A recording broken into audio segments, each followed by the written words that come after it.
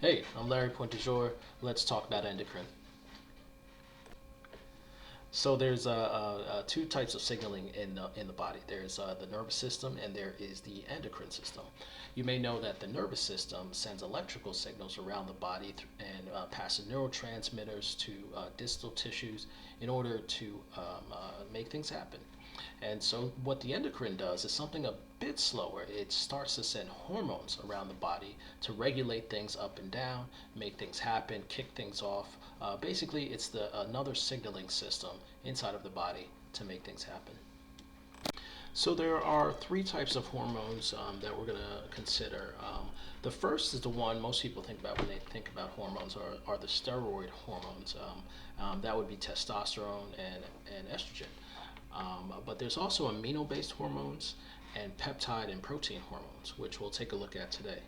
But our biggest example is going to be using the thyroid. So the biggest difference, let's talk about the differences between the three groups of hormones.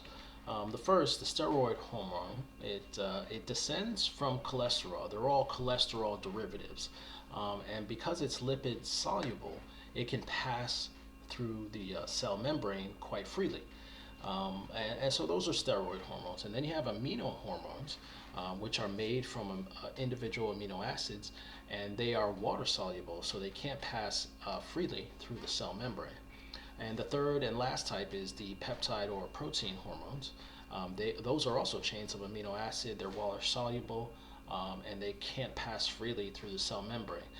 So it's about how these hormones get applied that makes the difference. Some need receptors, some can pass freely through the cell membrane. So let's look at one example of an active hormone. If we consider the thyroid gland, you'll find a thyroid gland in the front of your throat, and it's sitting on top of your trachea just below the Adam's apple. Okay, and so the thyroid gland is responsible for putting out TH, which is a very important hormone and needs to be regulated just like the others. And so the regulation is something that's quite significant. So the TH is regulated on a feedback loop. And so the concentration of the hormone actually regulates how much hormone is produced.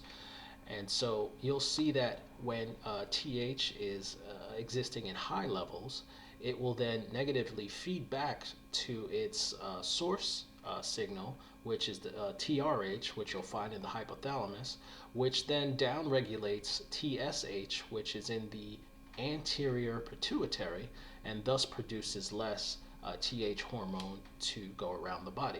So you have this loop of a chainway, a pathway of different signals that create the TH hormone.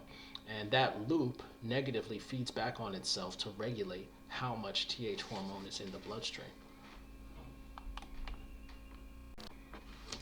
And so we start to see how important TH or thyroid hormone is when it starts to break down or dysfunction, and we start to see what happens in those instances. Well, some of the responsibilities of the thyroid hormone is to increase the effectiveness of epinephrine. That is the key ingredient, key steroid in fight or flight. It also helps every cell create ATP, and you can see how ATP is used in a lot of pathways. It also regulates body temperature, so it's very important. And when things start to go wrong with thyroid hormone, you start to see less cognitive function. You start to see tiredness. You start to see all kind of problems. One of the outward features of a problem with your thyroid is you start to get an enlarged throat. And so it's really an enlarged thyroid. So as your thyroid is sitting on top of your trachea there, it starts to enlarge, and you start to see this bulge in your throat. And so that's one key indicator, one outward facing indicator of a problem with your thyroid. It's so important that if you go to the store and you go to buy salt, you'll see that salt has iodine in it. That iodine is actually a key ingredient in the thyroid hormone pathway. And so it's placed there to, and one of the reasons it's placed there is so it's available for this pathway to function, because we've learned that if this pathway doesn't function, we've got some problems. Okay, so